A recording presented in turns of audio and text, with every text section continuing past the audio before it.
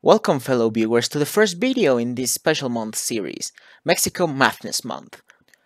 As we will be playing the four major Paradox games to represent the different eras of Mexican history, with some unique twists since these games are all about old history in a way, today we will be playing CK3.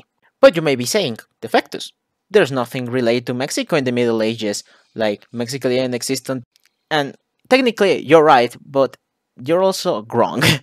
Based from the CK2 expansion Sunset Invasion, a new mod for CK3 named exactly the same has come out quite a while ago actually, but if that rings any bell, today we will be playing as the governor of the new Aztec colony in Europe. Yes, today we shall be playing as the Aztecs, and with our objective to conquer Western Europe and spread the Aztec religion throughout Europe, paving the way for a new place in the Aztec Empire located back in Mesoamerica. So, with the introduction out of the way, let's actually start the run.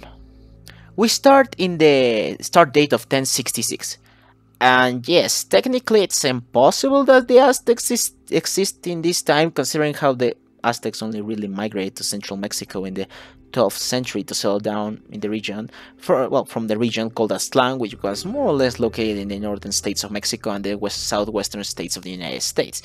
This would be impossible, but Aztecs boats sailing all the way to Europe and conquering the kingdoms is already outlandish enough, so we're just gonna roll with it. Of course, since at the game start there is no governorate, so we're going to need to start the invasion manually using the decisions, and just a few days later from using the decisions, because if not, we're going to be waiting until the bloody game decides to start the invasion, since it's at random chance by default. So, after a few days, the invasion started with a few landings, and then after a few months had passed, the appointed governor of the colony by the Huey Tlatoani, also known as the Aztec Emperor himself, now has landed. With the Aztecs, or Mexica, whatever you want to call them, on the map, it was now time to switch over to them and start what I call a reverse colonialism. The governorate actually starts with a lot of advanced troops, and when I mean a lot, a lot! Well, at the start of the game, they're OP as hell. As the game progresses, these troops will die out with no way to replenish them, and other kingdoms and empires will become stronger than you over time, but we shall worry about that later. The governorate has a special in quotation marks, casus belli, with it being the Nahuatl, whatever you want to pronounce it, subjugation, which is just normal subjugation really, but you can do it unlimited times, while you can just use it to conquer the world like that. Since they are from a different religion and different culture groups, they will revolt at the first sight of weakness by your part, and the empire you struggle to create will disintegrate immediately. So instead we're going to conquer this the old-fashioned way of using the religious casus belli, and even then, because our religion is pluralist instead of fundamentalist, the previous subjects of the realm will keep their titles, and with them having a different religion, well... But enough talking, it's time to conquer the rest of Iberia, since we need to create an empire to do this.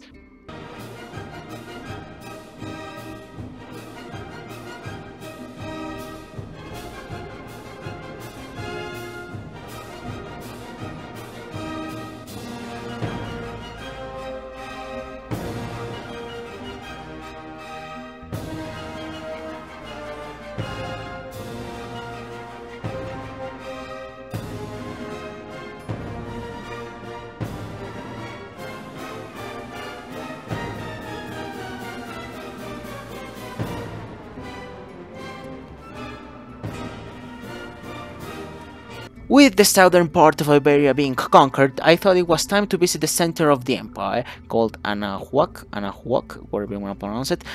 Technically should be Tenochtitlan, but wherever. I took with me 750 gold, and since I was making boatloads of cash. And so I went on a random boat. I mean, technically I was the appointed governor of the colony, but instead I'm sent using a random boat. Well, it doesn't matter. I decided not to talk to anyone because, well, talking to random people in a random boat probably is never the greatest idea, and that was a good thing since considering a guy tried to steal my shit, but luckily he didn't take my money because I was aware of him. I had arrived to Tenochtitlan or Anahuac, whatever this mod wants to call the capital of the empire, but whatever. And well, technically, this mod is made for you playing as a European kingdom, duchy, realm, whatever. Since the events talk about how the Aztecs live and how you learn about them, and well, considering how I am the governor that was elected by the Huetla but we're just gonna roll with it. I went to the palace to meet the Huetla which ended poorly as I couldn't meet him. Then I saw a game of ball, where, if you don't know, this game is where you use a ball that's made of rubber that has to go through some stone hoops or holes, whatever you want to call them, and the players can only use elbows, hips, knees, and heads. So you can imagine how that must have felt when you have to hit the bloody ball with your elbow. But we don't really talk about that, right?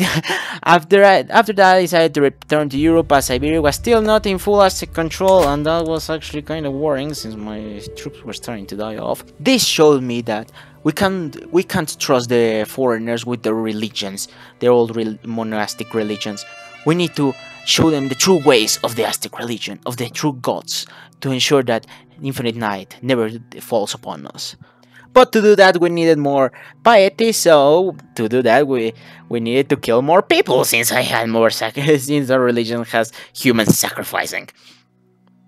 I want to make a disclaimer here. This is a game, and I know in no way I promote human sacrificing. So please, YouTube, please don't shut me down. Thank you. But to do actually that, to spam out the piety, we needed people. So, do you hear that montage music again?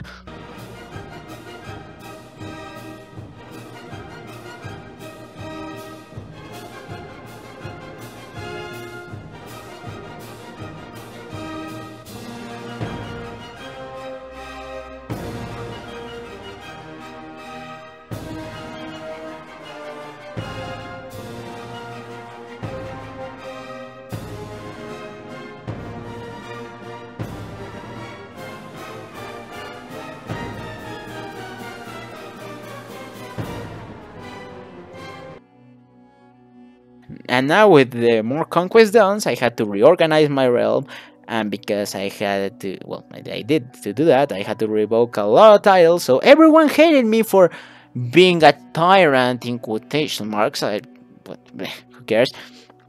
And then I got a warning that I would be dying soon. Yay! So because I didn't want to lose all my progress of trying to create my new sect, if you want to call it that, I reset all my perks and took the perk that gives you a discount when reforming or creating a new fate.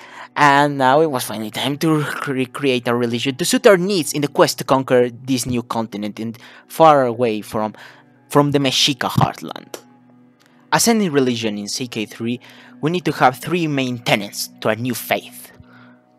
We must keep the blood sacrifices going, as without them, our gods may not be strong enough to save us from impending doom. This is especially true as we're miles away from our dear homeland. To accompany these sacrifices, we shall hold feasts in the name of our gods. With this in mind, the blood tenet present in the Norse religion will work perfectly here, but since it's exclusive to the Norse pagan religion, well, we'll have to suffice with it. And finally, for our last tenet, we shall become unrelenting in the quest to bring our way of life to this unknown place. We shall become fundamentalist, as people need to learn our ways. A high priest shall be appointed to lead our grand endeavor, representing the Huetla in this distant realm. With all of these new reforms, the three main gods that are present here are not fit for this task. Instead, we shall follow the only god that is suited for this grand endeavor, the one and only Huitzilopochtli, the god of war, human sacrifice, and the patron of Tenochtitlan. Huitzilopochtli is responsible for the victories and defeats of the Mexica people have on the battlefield. We shall hold sacrifices to protect the Aztec people from the infinite night. Fun fact, the name Huitzilopochtli means southern hummingbird or left-handed hummingbird. So I wanted to use one of the symbols that are included in the mod to represent Huitzilopochtli. The only problem is that none of the symbols provided by the mod resemble Huitzilopochtli at all, so instead I chose this eagle with some feathers on its head because it kinda looked like the head Huitzilopochtli wears, so I just rolled with it.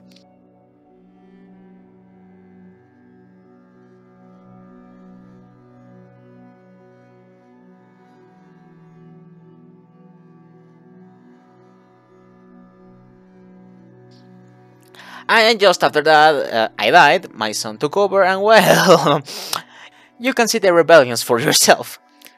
So basically, I spent 10 years trying to stabilize the realm from exploding from the different cultural religions and the hatred all my vassals had for my father. But you know me, that did not deter me from conquering more shit.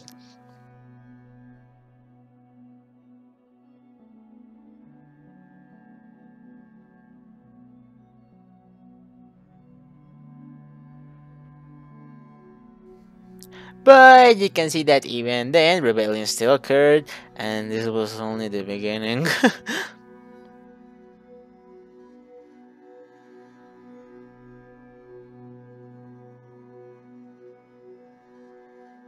At this point, I decided to take Rome from the Pope, as I needed 2 holy sites to become the High Priest, since, well, they wasn't still the High Priest, even though I created a new faith. So I gathered my army, hired a ton of mercenaries, and we sailed to Rome.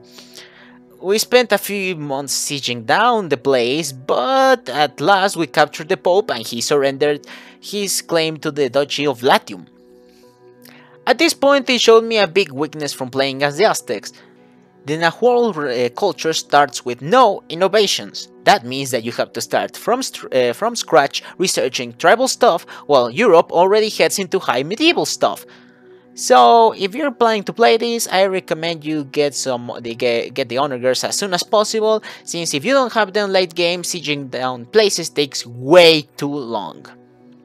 But that did not matter, as a religion was spreading throughout Iberia, and I was declared High Priest at last.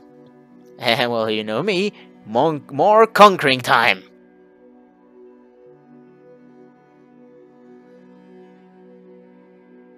But while I was taking Navarra, Leon declared war on me and had France as an ally that caused problems, so before France could even arrive, I went in, kicked the Castilian Leonese troops and white pieced them because I couldn't really handle the French right now, but I will remember this insult to the great governorate of the Aztecs.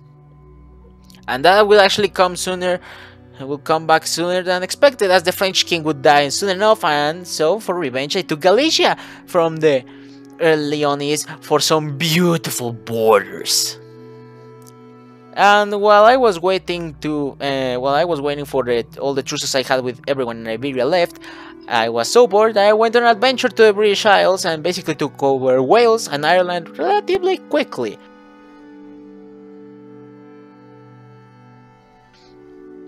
Oh, I also made my bloodline sacred. I mean, there's no importance to this, but I just wanted to mention that. After taking my new possessions in Wales and Ireland, I saw that France was not doing, well, that well, with many civil wars and a war with England, so I took this occasion to invade the whole of Aquitaine, because why not? The term annoying would be an understatement to describe the French army, as they made me go all the way from Aquitaine to northern Spain to follow them and crush them.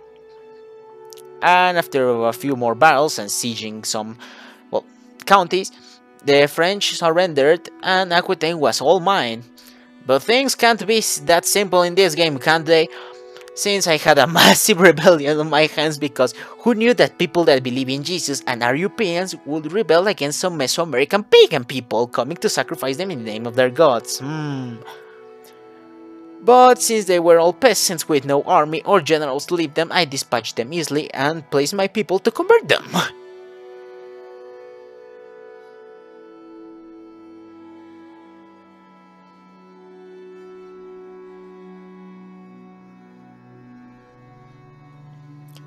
And the biggest opportunity yet happened. England was just like France, facing a million civil wars and was at war with Brittany for some reason, so it was time again to conquer a whole new kingdom once again. And once more at this point, not having innovations really sucked, but after chasing everyone throughout England, as it was basically a free-for-all, I took over England, but there still was a problem. Since I used the Conquer Casus Belli as I had used the religious one on Aquitaine, that meant that some English vassals became my vassals instead of just taking the land outright, so you know what happens next. I had to chase around my disloyal vassals all over southern England until they finally surrendered.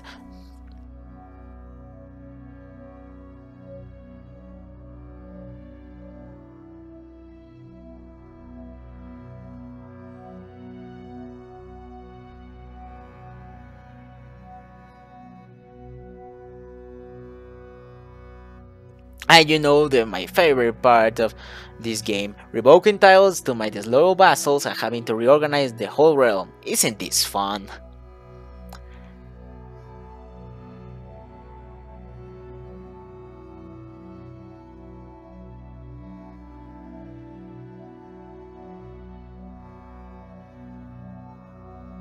Then my boy Genghis decided to make his entrance. Not that it really matters, but hey, now the world has two giants trying to subjugate everyone.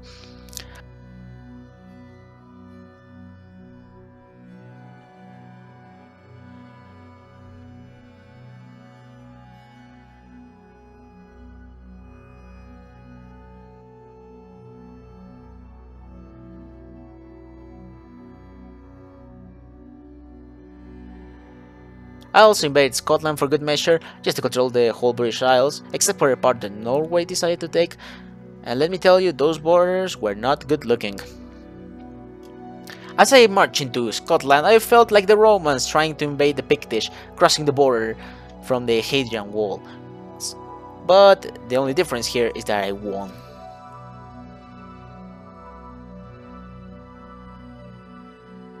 The religion was spreading fast, and soon it would take over the whole British Isles, except the part for Norway. But before any more conquest, I got some events that gave me some modifiers for when I decided, for when I would decide to go back to Tenochtitlan and Huac, whatever you want to call it.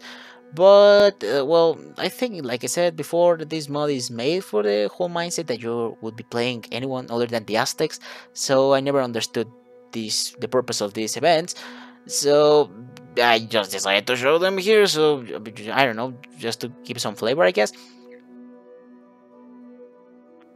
And of course, a video cannot end without a fail, and that's because I declared war on the whole Kingdom of France. But the thing was, I was not recording, and I only noticed that until I was editing. So there was a massive rebellion, and when I say massive, I mean massive.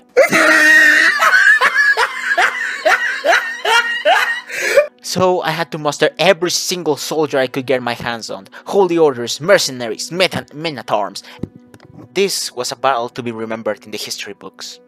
This was the last chance Europe had to repel the Aztec invasion. As if they secured the French kingdom, there would not be a force big enough to stop these invaders from the sea. The future of Western Europe depended on this battle. This battle would be known as the Battle of Touraine. On that fateful day, the 18th of March of 1227, the armies of the French duchies would come to fight the great Mexica army on the battlefield. The Aztecs had gathered a collection of mercenaries, religious fanatics, and elite troops to defend the gains of the previous war. This was a brutal fight, with almost 80,000 men took up arms. The battle would go to last a whole month and a half, until finally the army of the cross had surrendered. And even though we were outnumbered, we supposedly had favored the Mexica people over the Europeans, marking the end of the Great Rebellion. This effectively destroyed any chance for the Europeans to push the Aztecs from where they came from. Every single duke that participated on this rebellion suffered the same punishment of their brethren in England. Oof, and what's that? Time to revoke titles and give out to more people? This is not a job a great conqueror should do! And to end the campaign, I sent an expedition to Iceland and secured Brittany, and with that, well, it was time to end the campaign. We basically now control a good chunk of Western Europe and three of the four holy sites of the faith. We stand as a continuation of the great Aztec Empire in the European continent, with many more conquests shall happen in the future, but that's a story for another day.